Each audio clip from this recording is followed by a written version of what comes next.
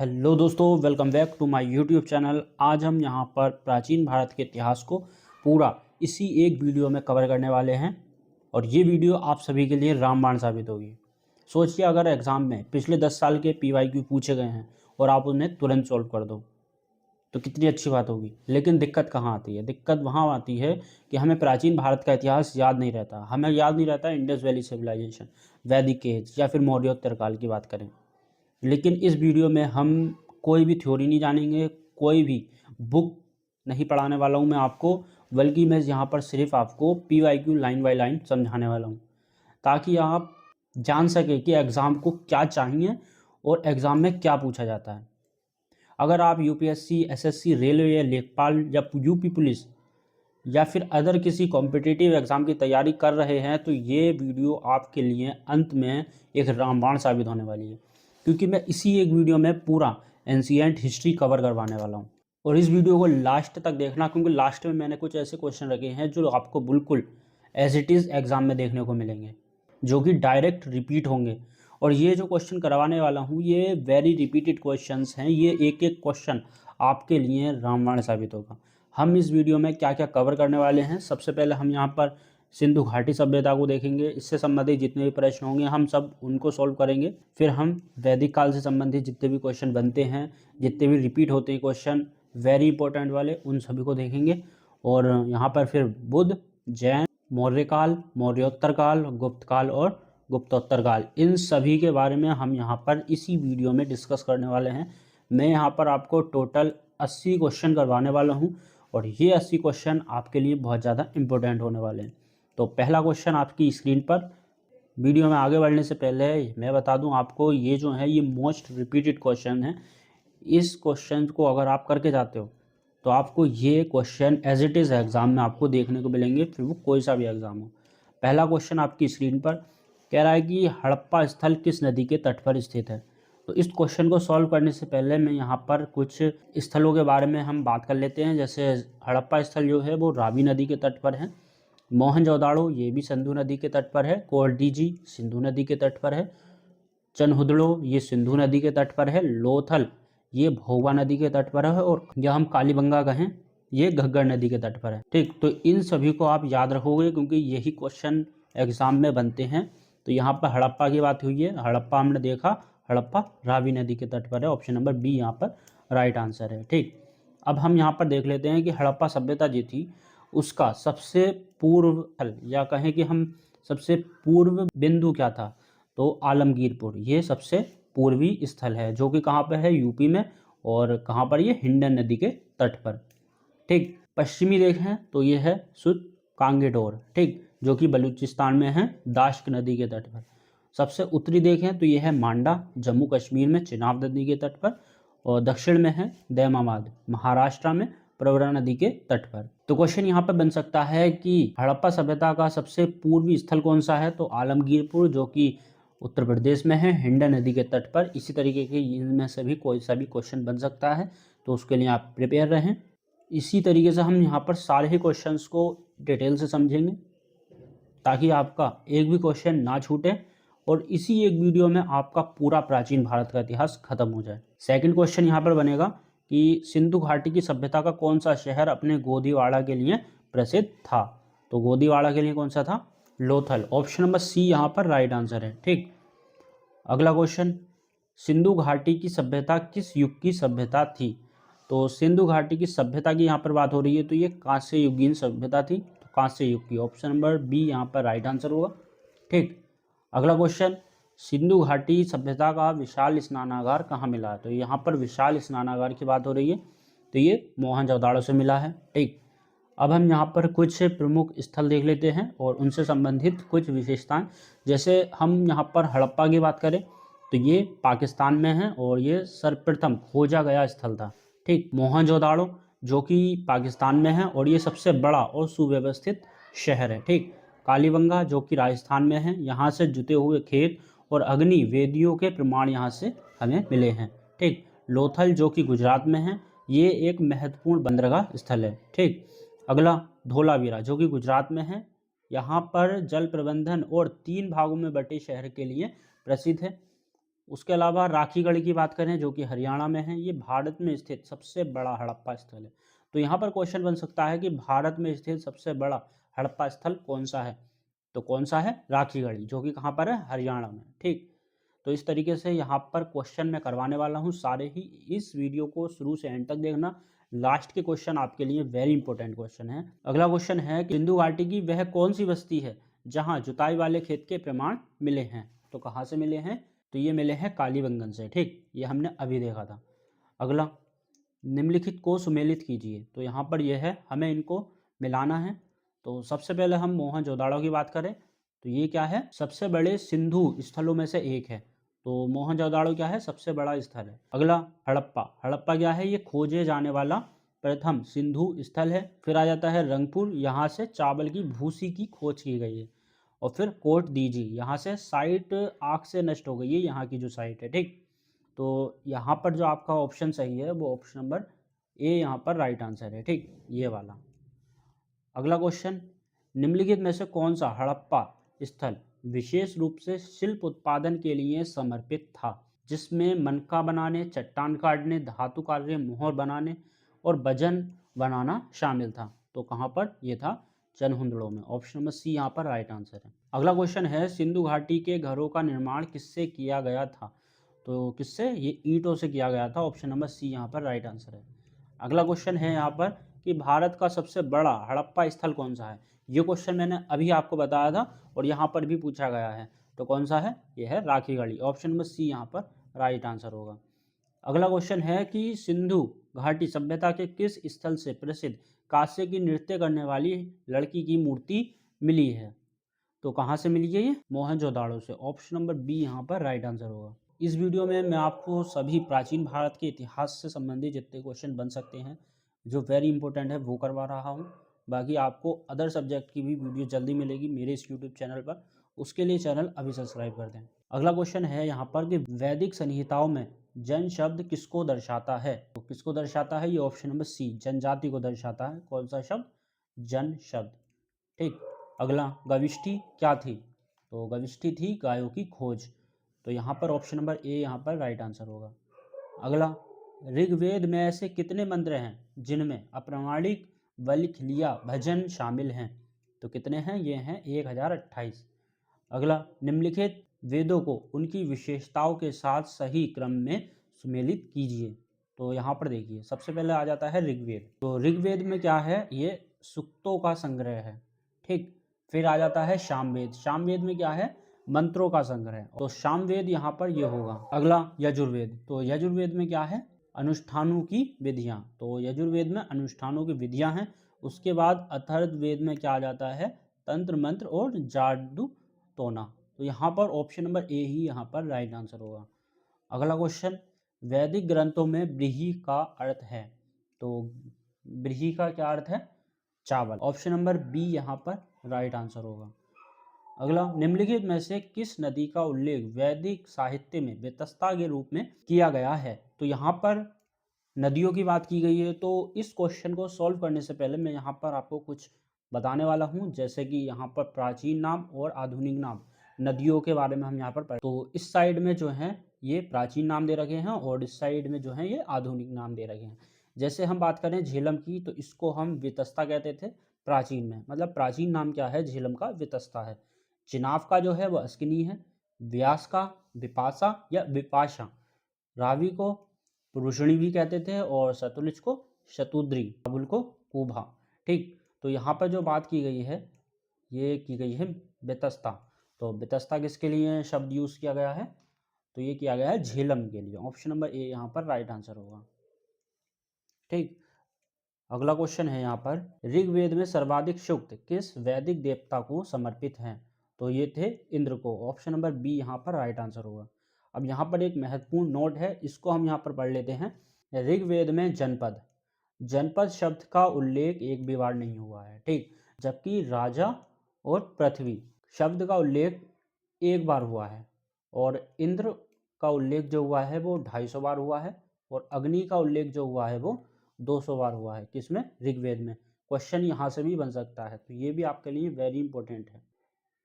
अगला क्वेश्चन है, भारत के संदर्भ में भगदुग, संग्रहित्री और अक्षबापा शब्द किसके संबंध में हैं? तो किसके संबंध में है ये? राजस्व प्रणाली। ऑप्शन नंबर डी यहाँ पर राइट आंसर है। क्वेश्चन इसी तरीके के बनते हैं। अगर आप सोच रहे हैं कि क्वेश्चन इजी बनेंगे तो आप ऐसा गलत सोच रहे हैं, क्योंकि क्वेश्चन जो बनते हैं मॉडरेट लेवल के बनते हैं और यही क्वेश्चन बनते हैं, यहीं से बनते हैं। ये वीडियो पेपर के टाइम पे आपके लिए रामबाण साबित होने वाली है, तो इस वीडियो को बिल्कुल भी स्किप मत करना। एक एक क्वेश्चन वेरी इंपॉर्टेंट क्वेश्चन है। नेक्स्ट क्वेश्चन है, ऋग्वेद में 1000 से अधिक स्तवन शामिल हैं, जिन्हें क्या कहा जाता है? तो इन्हें कहा जाता है सूक्त। ऑप्शन नंबर बी यहाँ पर राइट आंसर होगा। अगला क्वेश्चन है, वेदों में भारत आर्य सभ्यता का प्रारंभिक साहित्यिक अभिलेख माना जाता है। यहाँ पर 4 वेद हैं। पहला ऋग्वेद, सामवेद, यजुर्वेद और चौथा कौन सा है? तो चौथा कौन सा है? यह है अथर्ववेद। ऑप्शन नंबर डी यहाँ पर राइट आंसर होगा। ठीक, तो ये थे वैदिक काल से संबंधित। अब हम देखेंगे बौद्ध धर्म से संबंधित जितने भी क्वेश्चन बन सकते हैं जो वेरी इंपॉर्टेंट है, सिर्फ उन्हीं क्वेश्चंस को हम यहाँ पर देखेंगे। यहाँ पर मैं आपको कोई फालतू के क्वेश्चन नहीं करवाने वाला हूँ, कोई थ्योरी नहीं करवाने वाला हूँ। ये ऐसे ही क्वेश्चन आपको मिलने वाले हैं। और अदर सब्जेक्ट की वीडियो जल्द ही मेरे इस यूट्यूब चैनल पर मिलेगी। चैनल अभी सब्सक्राइब। अगला क्वेश्चन है, द्वितीय बौद्ध संगीति कहाँ और कब आयोजित की गई थी? इस क्वेश्चन को करने से पहले हम यहाँ पर थोड़ी सी डिटेल जान लेते हैं। तो यहाँ पर हम बौद्ध संगीतियों की बात करते हैं। तो प्रथम बौद्ध संगीति स्थान था राजगिरी, सप्तपर्णी गुफा, और समय था 483 ईसा पूर्व। ठीक, और ये हुई थी राजा अजातशत्रु के समय में, और अध्यक्ष थे महाकश्यप। और ये जो हुई थी बुद्ध के महापरिनिर्वाण के तुरंत बाद हुई थी। मतलब जिस टाइम बुद्ध जी की मृत्यु हुई थी उसके तुरंत बाद जो बौद्ध संगीति हुई थी वो यही हुई थी। तो यहाँ पे क्वेश्चन ऐसा बन सकता है कि प्रथम बौद्ध संगीति किस के समय हुई, कहाँ पर हुई, कब हुई, या फिर प्रथम बौद्ध संगीति के अध्यक्ष कौन थे? तो कौन थे? महाकश्यप। और ये सारी ही डिटेल आपके लिए वेरी इंपॉर्टेंट है, इसको बिल्कुल भी स्किप नहीं करना, इसको याद जरूर करना है। द्वितीय बौद्ध संगीति वैशाली में हुई, 383 ईसा पूर्व में हुई। और ये किसके समय हुई? ये हुई कालाशोक के समय। अध्यक्ष थे सव्वकामी। यहाँ पर क्या हुआ था? संघ में मतभेद हो गया था और साथ ही बुद्ध संघ का यहाँ पर विभाजन भी हो गया था। ठीक, इसका परिणाम क्या हुआ था यहाँ पर? तो ये क्या थे? इसके परिणाम थे। तीसरी बौद्ध संगीति की अगर बात करें तो ये पाटलिपुत्र में हुई थी। ये हुई थी लगभग 250 ईसा पूर्व के समय। उस टाइम शासक जो था वो अशोक था। अध्यक्ष थे मौलिपुत्तिस। और कार्य जो इसमें किए गए थे वो था अभिधम पिटक का संकलन, बौद्ध धर्म की शुद्धि, और साथ ही मिशनरियों को विदेश भेजा गया, जैसे श्रीलंका भेजा था अशोक ने। ठीक, चतुर्थ बौद्ध संगीति की अगर हम बात करें तो ये हुई थी कुंडलवन कश्मीर में। ये प्रथम शताब्दी में हुई थी।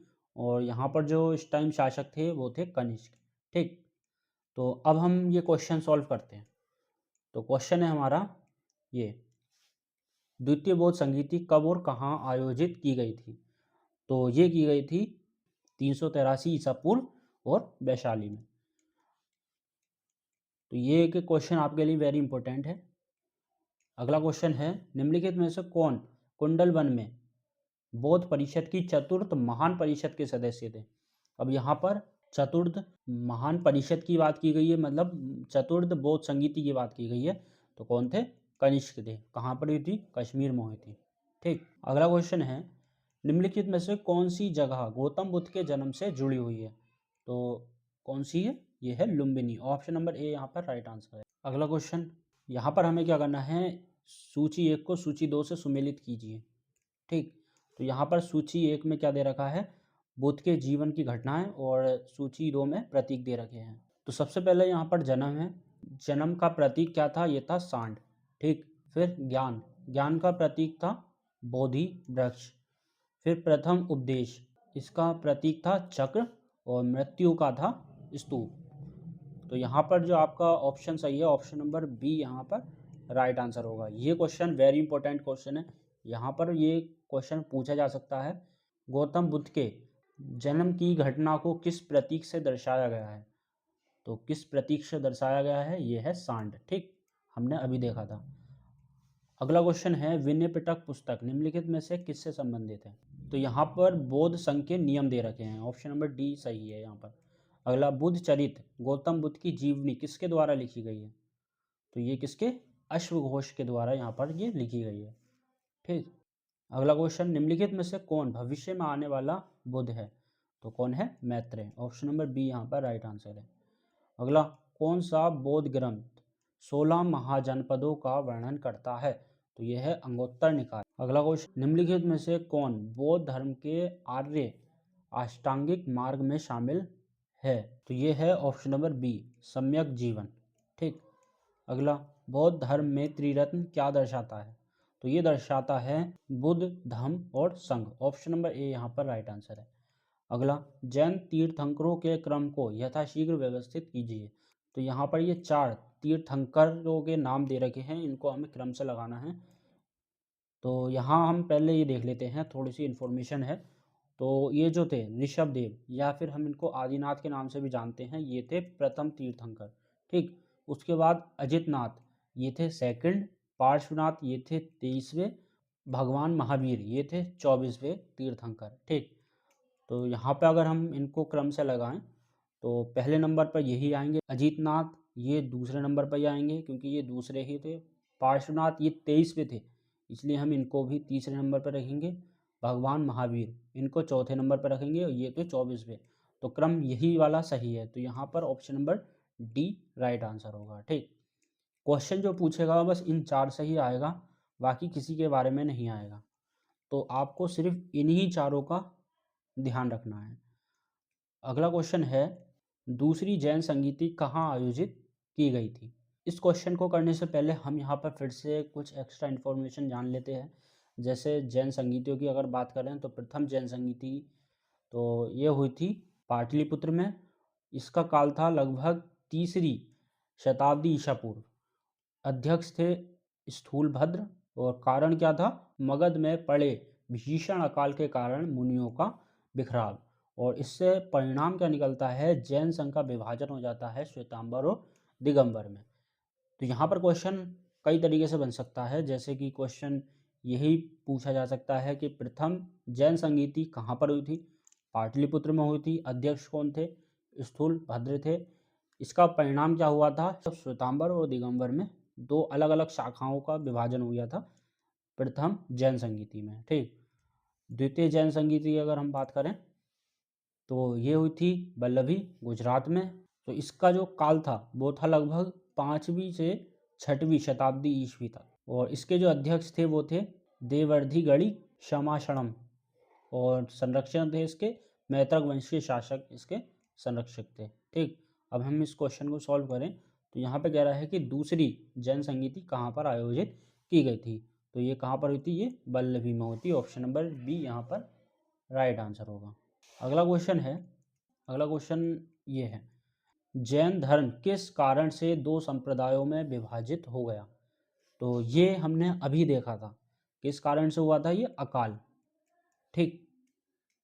अगला, दक्षिण भारत में जैन धर्म की शुरुआत करने का श्रेय किस जैन संत को दिया जाता है? तो ये थे भद्र बाहु। ऑप्शन नंबर डी यहाँ पर राइट आंसर होगा।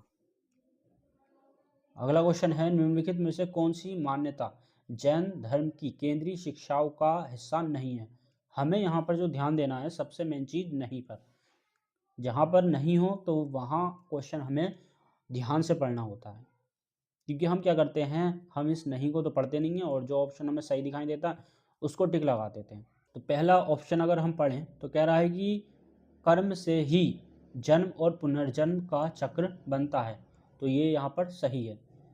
दूसरा कह रहा है कि ईश्वर के अस्तित्व को स्वीकार करना, ये गलत है। जैन धर्म में कभी भी ईश्वर के अस्तित्व को स्वीकार नहीं किया गया था, तो यहाँ पर ये ऑप्शन नंबर बी ही यहाँ पर राइट आंसर होगा। ठीक। अगला, निम्नलिखित में से कौन से स्थान पर भगवान महावीर को निर्वाण प्राप्त हुआ था? तो कहाँ पर हुआ था? ये पावापुरी में। ऑप्शन नंबर सी यहाँ पर सही आंसर होगा, पावापुरी। अगला कह रहा है कि निम्नलिखित में से कौन सा जैन परंपरा में सबसे व्यापक रूप से सचित्र विहित पाठ है? तो ये है कल्पसूत्र। ऑप्शन नंबर डी यहाँ पर राइट आंसर है। अगला क्वेश्चन, निम्नलिखित में से कौन अपने जीवन के अंत में जैन धर्म का अनुयायी बन गया था? तो अंत समय की बात हो रही है, तो ये चंद्रगुप्त मौर्य होगा। ऑप्शन नंबर डी यहाँ पर। अगला क्वेश्चन है, जैन धर्म का 23वां तीर्थंकर था? ये क्वेश्चन हमने अभी सॉल्व करा था, मतलब जो हमने अभी इंफॉर्मेशन देखी थी उसमें ही मैंने आपको बताया था। तो ये थे पार्श्वनाथ, ये थे 23वें, महावीर जो हैं ये 24वें हैं। ठीक, अगला, जैन दर्शन के अनुसार निम्नलिखित में से कौन जिन शब्द का सबसे अच्छा वर्णन करता है? तो ये है विजेता, ऑप्शन नंबर बी यहाँ पर राइट आंसर होगा। अगला, मौर्य काल देखते हैं अब हम। मौर्य काल के क्वेश्चन सॉल्व करने से पहले हम यहाँ पर ये देख लेते हैं, स्थापना जो करी थी वो चंद्रगुप्त मौर्य ने करी थी।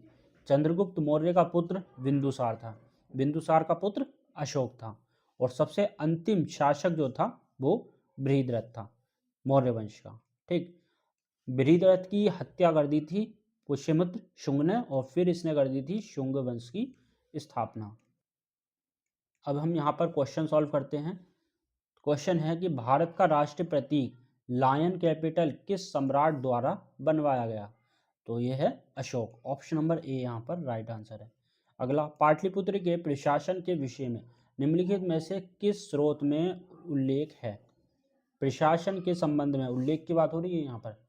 ठीक, तो यह है इंडिका में, ऑप्शन नंबर सी यहाँ पर राइट आंसर है। अगला है, घनानंद के पराजय के बाद मौर्य वंश की स्थापना किसने की? तो क्या था कि घनानंद का शासन था। ठीक, घनानंद की हत्या कर दी थी चंद्रगुप्त मौर्य ने, और फिर इसने क्या कर दी थी, चंद्रगुप्त मौर्य ने मौर्य वंश की स्थापना कर दी। मौर्य वंश का जो अंतिम शासक था वो था बृहद्रथ, मैंने अभी आपको बताया था। उसकी जो हत्या कर दी थी वो कर दी थी पुष्यमित्र शुंग ने। अब वो शुंग था इसलिए वो क्या कर देता है, शुंग वंश की स्थापना कर देता है। तो क्वेश्चन यहाँ पर ऐसा बन सकता है कि मौर्य वंश का अंतिम शासक जो था उसकी हत्या किसने की थी? तो पुष्यमित्र शुंग ने करी थी, और उसने फिर शुंग वंश की स्थापना कर दी इस तरीके से। अब यहाँ पर पूछ रहा है कि घनानंद, घनानंद को पराजित किसने किया? तो ये चंद्रगुप्त ने किया था। ठीक, और फिर चंद्रगुप्त ने क्या कर दी, मौर्य वंश की स्थापना कर दी।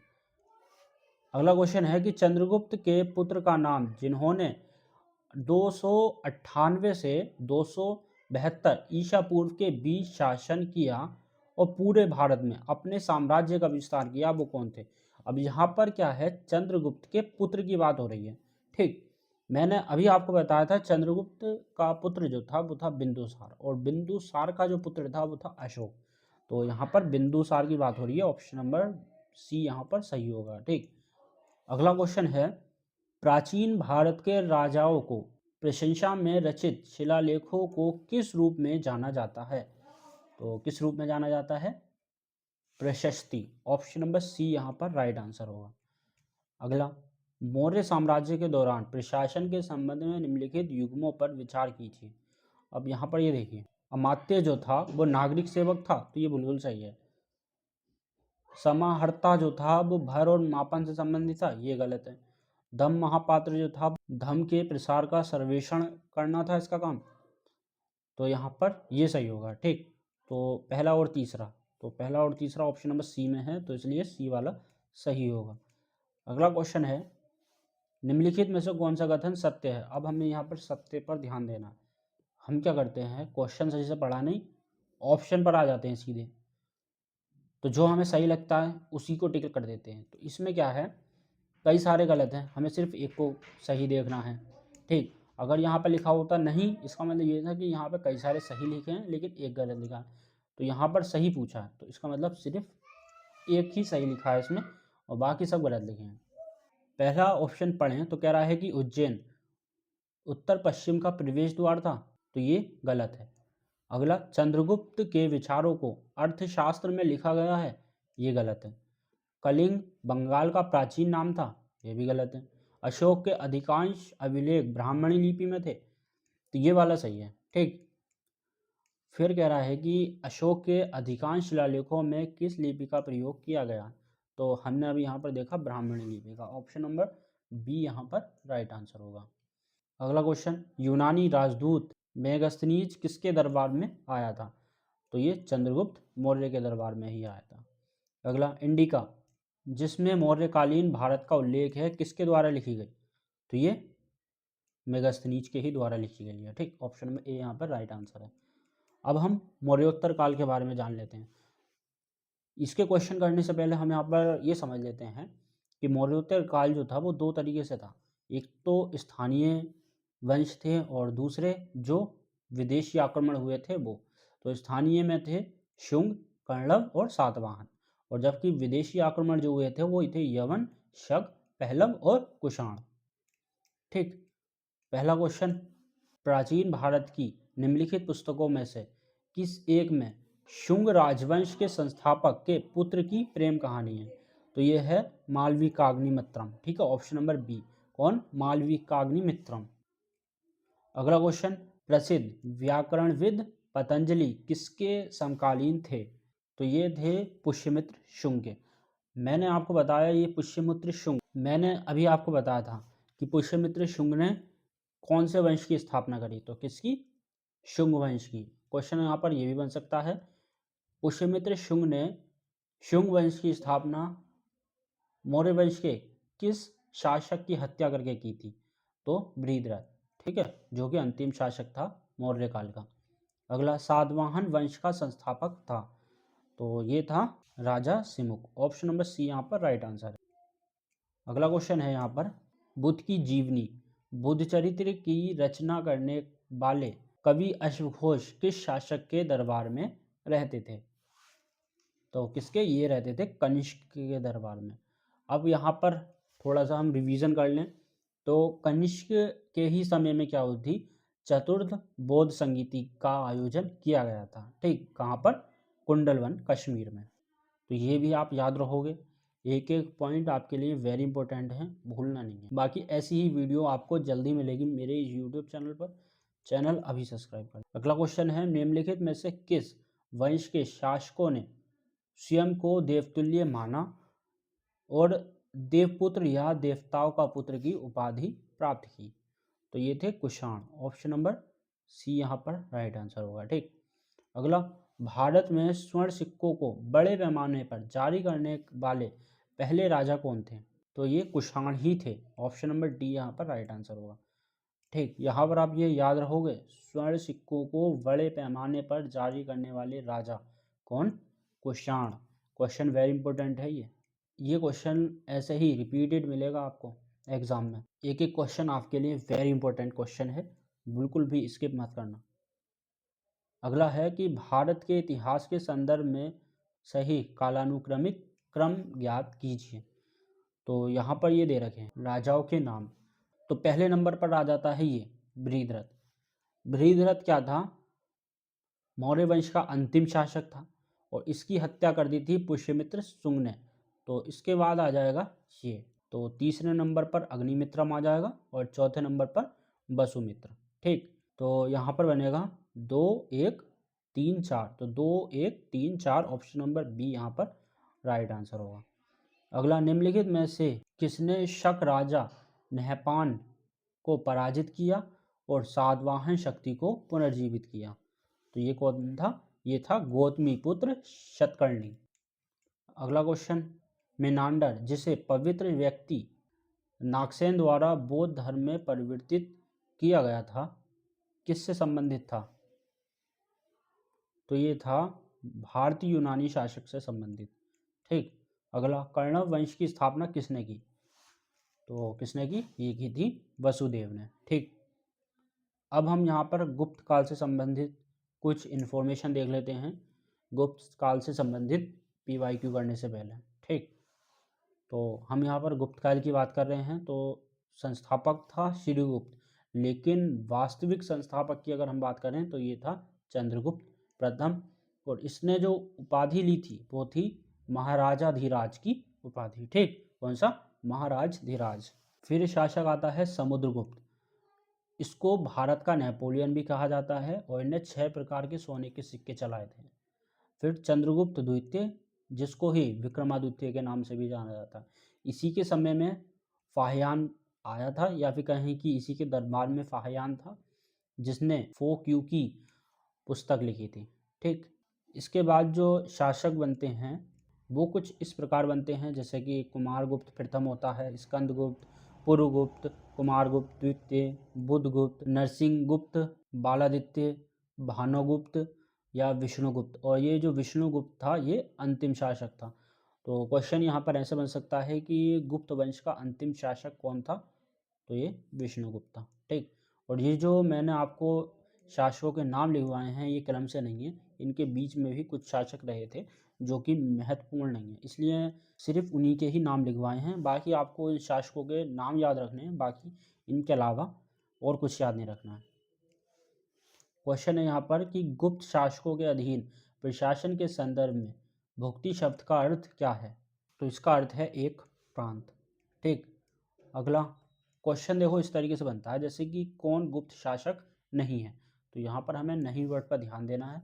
ये 4 नाम दे रखे हैं, तो सबसे पहला विष्णुगुप्त, ये मैंने आपको बताया था, ये तो अंतिम शासक ही है। समुद्रगुप्त, ये भी था गुप्त शासक। चंद्रगुप्त द्वितीय, ये भी है, लेकिन ये देवगुप्त ये नहीं है। ठीक, तो ऑप्शन नंबर डी यहाँ पर राइट आंसर है। क्वेश्चन सिर्फ ऐसे ही पूछेगा, इसलिए आपको सिर्फ शासकों के नाम ध्यान रखने हैं, उनसे रिलेटेड ज़्यादा कोई जानकारी हमें याद नहीं रखनी है। क्वेश्चन ऐसे ही पूछता है। अगला क्वेश्चन है कि निम्नलिखित गुप्त वंश के राजाओं को कालानुक्रम में व्यवस्थित कीजिए। तो यहाँ पर पहले श्रीगुप्त आ जाता है, इसने ही स्थापना करी थी। दूसरा आ जाता है समुद्रगुप्त, तो दूसरे नंबर पर समुद्रगुप्त आ जाएगा। तीसरे नंबर की बात करें तो यह आ जाएगा चंद्रगुप्त द्वितीय, और चौथे नंबर पर स्कंदगुप्त। ठीक, तो यहाँ पर आपका ऑप्शन नंबर डी सही होगा, ऑप्शन नंबर डी। अगला क्वेश्चन, निम्नलिखित वाकाटक शासक में किसने चंद्रगुप्त द्वितीय की पुत्री प्रभावती गुप्त से विवाह किया था? तो किसने किया था? रुद्रसेन द्वितीय ने। ठीक, ऑप्शन नंबर डी यहाँ पर राइट आंसर होगा, रुद्रसेन द्वितीय। अगला, नालंदा विश्वविद्यालय की नींव किस गुप्त शासक ने रखी थी? तो ये रखी थी कुमारगुप्त प्रथम ने। ऑप्शन नंबर ए यहाँ पर राइट आंसर है। क्वेश्चन अगला है कि निम्नलिखित में से कौन गुप्त शासक समुद्रगुप्त की प्रशंसा में रचित प्रयाग प्रशस्ति या कहें कि इलाहाबाद स्तंभ का रचयिता है? तो कौन है? ये है हरिसेन। ऑप्शन नंबर ए यहाँ पर राइट आंसर है। अगला, गुप्त काल में किस धर्म का सबसे अधिक विकास हुआ? तो गुप्त काल की यहाँ पर बात हो रही है, तो गुप्त काल में बौद्ध धर्म का सबसे अधिक विकास हुआ था। अगला, निम्नलिखित में से किस गुप्त शासक को भारत का नेपोलियन कहा जाता है? तो ये मैंने अभी आपको बताया, किसको कहते हैं? ये कहते हैं समुद्रगुप्त को। ठीक, अगला, स्कंदगुप्त द्वारा किस प्रकार का सोने का सिक्का जारी नहीं किया गया था? तो यहाँ पर ये 4 प्रकार दे रखे हैं, यहाँ हमें बताना है कौन से प्रकार का जारी नहीं किया गया था। तीरंदाज प्रकार का किया गया था, घुड़सवार प्रकार का भी किया गया था, राजा और रानी प्रकार का भी किया गया था, लेकिन ये बैल या कहें कि वृषभ प्रकार का सिक्का जारी नहीं किया गया था। अगला क्वेश्चन है, निम्नलिखित में से कौन गुप्त युग के पहले अग्रणी गणितज्ञ खगोलविदों में से एक था? तो ये थे आर्यभट्ट। ऑप्शन नंबर सी यहाँ पर राइट आंसर होगा। अब यहाँ से हम गुप्तोत्तर काल के क्वेश्चन सॉल्व करते हैं। जैसे हर्षवर्धन ने अपने भाई का स्थान लिया, तो अपने कौन से भाई का स्थान लिया था? ये लिया था राज्यवर्धन का। ऑप्शन नंबर बी यहाँ पर राइट आंसर होगा। अगला क्वेश्चन है, निम्नलिखित में से कौन हर्ष चरित्र के लेखक हैं? तो ये हैं बाणभट्ट। ऑप्शन नंबर ए यहाँ पर राइट आंसर होगा। अगला क्वेश्चन है, निम्नलिखित में से कौन सा क्षेत्र चालुक्यों की राजधानी था? तो ये था ऐहोल। ऑप्शन नंबर सी यहाँ पर राइट आंसर है। नेक्स्ट, निम्नलिखित में से कौन वाकाटक राजवंश का संस्थापक था? तो यहाँ पर वाकाटक राजवंश की बात हो रही है, तो ये थे विंध्य शक्ति। ऑप्शन नंबर बी यहाँ पर राइट आंसर है। नेक्स्ट क्वेश्चन है, हर्षवर्धन ने 2 महान धार्मिक सम्मेलनों का आयोजन कहाँ किया था? तो ये किया था कन्नौज और प्रयाग में। ऑप्शन नंबर ए यहाँ पर राइट आंसर है। अगला, रवि कीर्ति ने निम्नलिखित में से किस चालुक्य शासक की प्रशस्ति की रचना की? तो ये की थी पुलकेशिन द्वितीय। ऑप्शन नंबर बी यहाँ पर राइट आंसर है। अगला क्वेश्चन, हैंगसांग के नालंदा विहार के भ्रमण समय वहाँ का निम्नलिखित में से कौन प्रमुख था? तो ये थे शीलभद्र। ऑप्शन नंबर डी यहाँ पर राइट आंसर है। अगला, निम्नलिखित में से कौन सा शासक पल्लव वंश का संस्थापक था?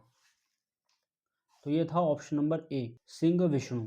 ठीक, अगला, जिन्होंने दक्षिण पूर्वी एशिया के साथ समुद्री व्यापार संबंधों को मजबूत करने हेतु पूर्व पल्लव राजाओं के कार्यों को आगे बढ़ाया, जिन्हें राजसिम्हा के नाम से भी जाना जाता है, और जिन्होंने प्रसिद्ध कांची कैलाशनाथ मंदिर तथा तटीय मंदिर का निर्माण किया था। तो वो कौन थे? वो थे नरसिंह वर्मन द्वितीय। ऑप्शन नंबर बी यहाँ पर राइट आंसर होगा। अगला, ये इस वीडियो का लास्ट क्वेश्चन है। कह रहा है कि पल्लवों के शिलालेखों में निम्नलिखित में से किसे वाणिज्यकर्ताओं के संगठन के रूप में जाना जाता है?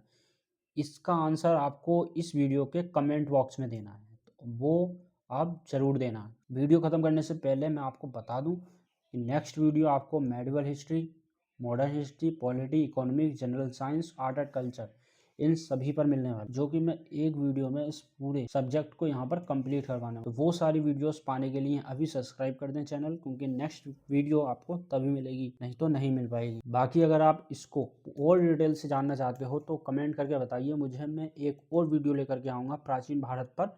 वो भी इसी तरीके की वीडियो होगी, बहुत ही शानदार वाली, जिसमें हम जो भी बची कुची इन्फॉर्मेशन है वो भी कवर कर लेंगे। बाकी तो इसी वीडियो से आपका पूरा प्राचीन भारत का इतिहास कवर हो चुका है। बाकी अगर आप और चाहते हैं कि और क्वेश्चन आपको करने हैं प्राचीन भारत के इतिहास से रिलेटेड इसी तरीके के, तो वो मैं आपको करवा दूंगा। और चैनल अभी सब्सक्राइब कर दें, वीडियो को लाइक ज़रूर कर दें। तो थैंक्स फॉर वॉचिंग। जय हिंद, जय भारत।